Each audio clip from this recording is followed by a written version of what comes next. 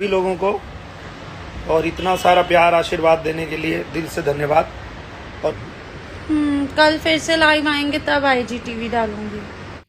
Power star पवन कुमार के जन्मदिन पर अमरपाली दुबे और निरहुआ ने कर दी है ऐसी सुपरहिट तैयारी उनको सरप्राइज देने की। दोस्तों, अगर आप लोग वीडियो पर नए हैं तो वीडियो में हमारे साथ बने रहिए, क्योंकि वीडियो के अंदर पूरी जानकारी देंगे, पूरा सच बताएंगे।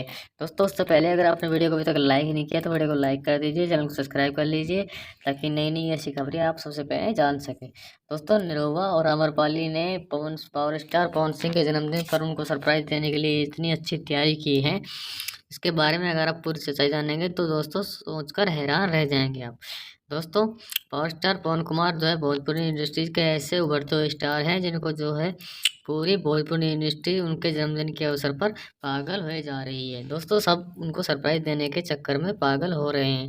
पावर स्टार का जन्मदिन कल है, ये सब आप लोगों को पता होगा, क्योंकि अगर आप पावर स्टार पवन कुमार के सच्चे फैन हैं, अगर आपने वीडियो को अभी तक लाइक नहीं किया है तो दोस्तों वीडियो को लाइक कर दीजिए, चैनल को सब्सक्राइब कर लीजिए और बेल आइकन को दबाकर हमारे साथ बने रहिए। दोस्तों, मिलते हैं अगली नई वीडियो में। कमेंट कर जरूर बताना पावर स्टार के बारे में।